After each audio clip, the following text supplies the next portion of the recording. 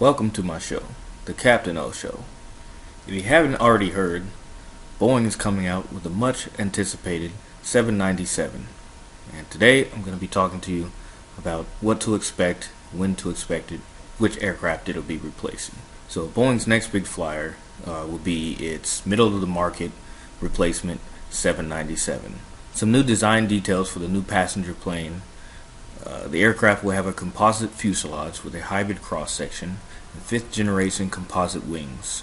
The 797 will be a twin-aisle plane with a capacity of 220 to 270 passengers with a range of 5,200 nautical miles, and that's according to Aviation Week. The new airliner will fill a gap between the narrow-body 737 MAX and the wide-body 787 Dreamliner, which have ranges as high as 3,800 nautical miles to over 8,000 nautical miles, respectively. Boeing wants a plane to fly routes in that gap around 5,000 nautical miles, like New York to Moscow or even further. Boeing unveiled a timetable in which design work would happen in late 2018 through 2020. It would build the aircraft components in 2020, assemble a new plane in 2023, and fly it for the first time in 2024, with the new aircraft ultimately entering service in 2025.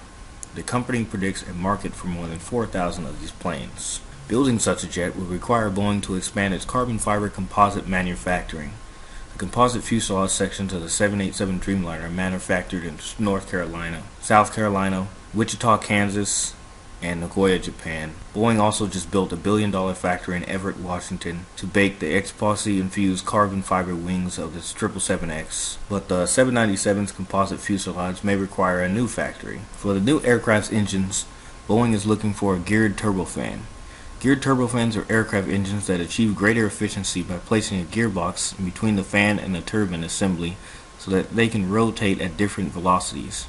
The versatility provides greater optimization of engine speed during different parts of the flight. Pratt & Whitney and Rolls-Royce have both offered engines for consideration.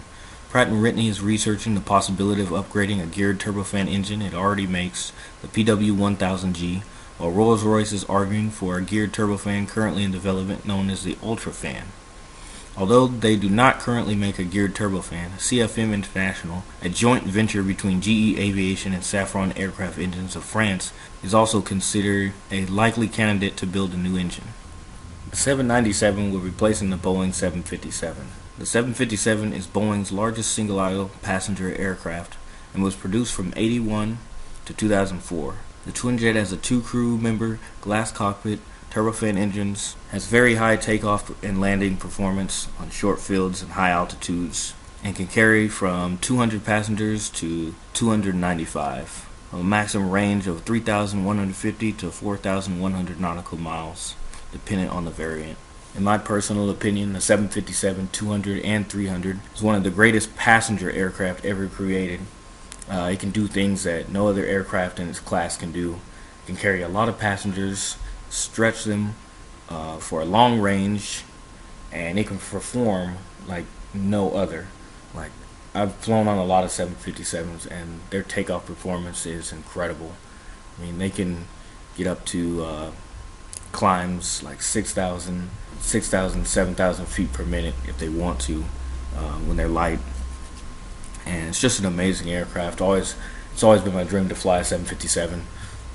But maybe I won't make it by the time before they're retired. The current aircraft that are replacing the 757 would be the A321neo and the A321neo LR. Airbus just finished up testing its A321LR, and that aircraft is definitely going to be somewhat successful in replacing the 757. It's got a range of 4,000 miles, can hold an average about 230 passengers. It's a pretty nice aircraft, but not a big fan of Airbus, but it will be somewhat replacing the 757-200 version.